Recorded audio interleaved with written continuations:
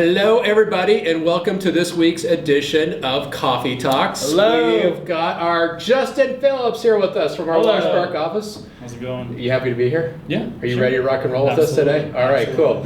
So one of my favorite questions to ask is, how did you decide to become a realtor? Tell us the story. So I am originally an architect. Okay. That's what I trained and studied in and took the tests and all that stuff. And I decided to get my real estate license to do developing, and then the market went kaput. So got laid off with architecture and decided I kind of fell into real estate. And Really? I've loved it ever since. Yeah. So what year was that? What year is approximately? I got my license in 06 and then stopped doing architecture in 09 because there weren't many jobs to do. So I hit the ground running, had a bunch of listings right away, and everyone found out that I was doing real estate, and it's been awesome.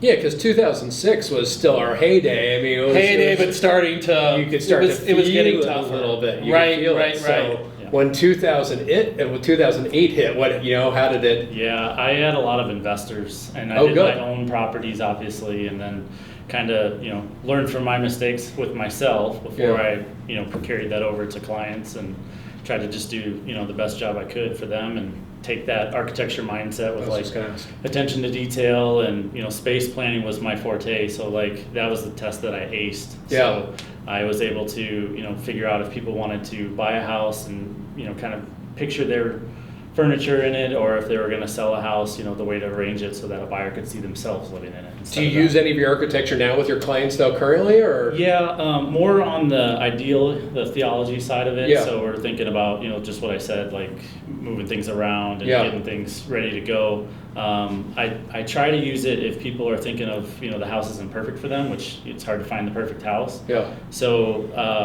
if they want to, knock out a wall or something like that, like my wife's a structural engineer, so we have the background to figure out if that plan could work, and then if it'll raise the value of the house in the future. Love it. Yeah. Love it. So in this business, we meet a lot of different people, obviously through the years. Tell us a story about one of your favorite clients. Okay. I had this lady, I'm gonna say her name. She's passed away since. Sweetest little lady, Lila Atwood. I got her from a referral from a friend, and she wanted to sell her place and move into assisted living. And so we were going to meet the photographer and take pictures and get it on the market. And she has this tiny patch of grass in the backyard, which is 12 foot by 6 foot or something like that. And she's like, lawnmower's in the shed. I haven't had a chance to do it. And I was like, I'll do it. I'll take care of it. Open the door. It's one of the push lawnmowers. Leave it to Beaver ones? Yep. And the grass was this high. Oh, that's awesome. So I'm in my suit, sweating like a maniac, and it took me a good hour to do it. Luckily, I got there really early. Yeah. And I got it done, but man, it was tough. So whatever it takes, she was so sweet. It was such a nice lady. That's awesome. Yeah. Now, how long have you lived in the Denver area? Since 02, so 17 years. Okay, so what's the best piece of advice? Because Denver has changed. Can we all agree? Yeah, absolutely. We're both yes, we can agree. It's changed a lot. So what's the best piece of advice you can give for someone that's looking in the Denver surrounding area? What's something you can give us? I'd definitely say, do your homework, do some driving, figure things out, figure what traffic's like. Everyone's worried about traffic. There's different ways to go. That's the thing that I've done in my past is drive around neighborhoods and figure out where I want to be. Try to come at different times. If you're looking to move here, then you definitely want to see commute times for one, and then two, what's the neighborhood like? What's it like at 5 o'clock at night when everybody gets home?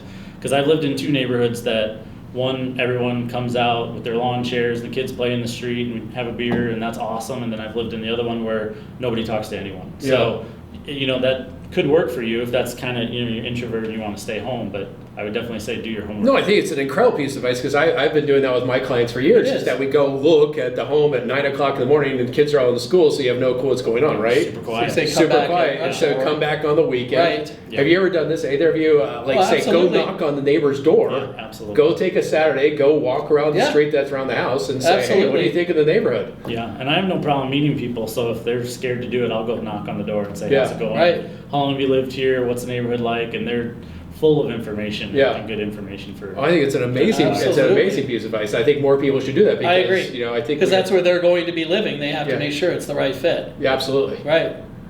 All right. So if you had a crystal ball, oh gosh, mine's broken. And you could look the crystal into ball the future. You had the ability to look in the future to see how things pan out. Would you do that? I don't think so. I really like surprises for one, and if I knew what was going to happen, I think I would get lazy. So Okay, I really okay. am driven to try to do as much as I can all the time, and I think if I knew what was going to happen, I would slack off. Okay, So that's a good answer. That's my answer, yeah. Okay.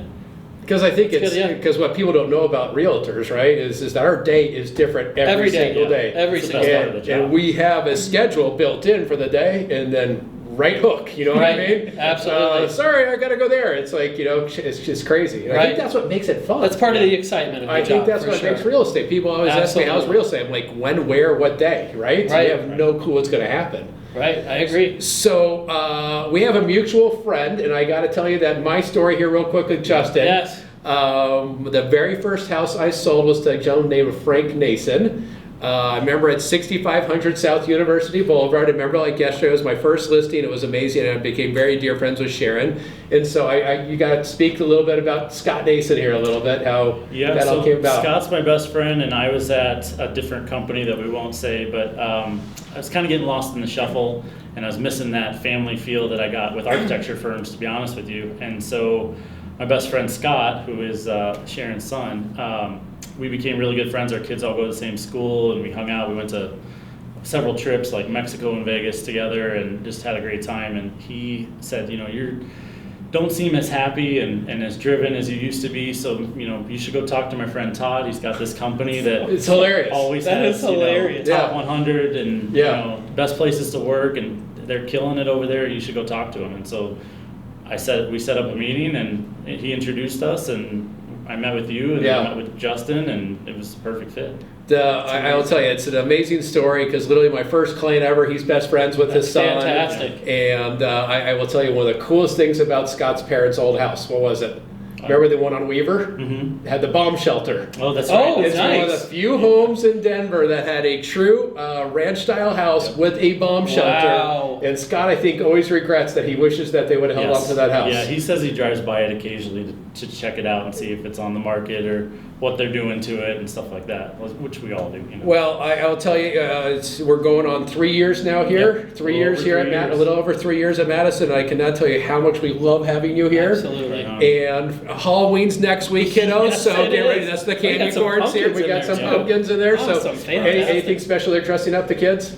No, they're teenagers Yeah. now, so I have no idea what they're doing. I mean, we'll find out, but they're Yeah. doing Right. their own thing, and I think they're doing something at Columbine, the Trick or Treat Street, which Yeah. my daughter that's one of the reasons she wanted to go to Columbine was because she did that as a kid. Yeah. And now Right. she gets to decorate a hallway, and she's Oh, super that's excited. awesome. So. Well, that's Yeah. awesome. Happy Halloween to everyone out there for Happy next week. Hopefully you Halloween. enjoy.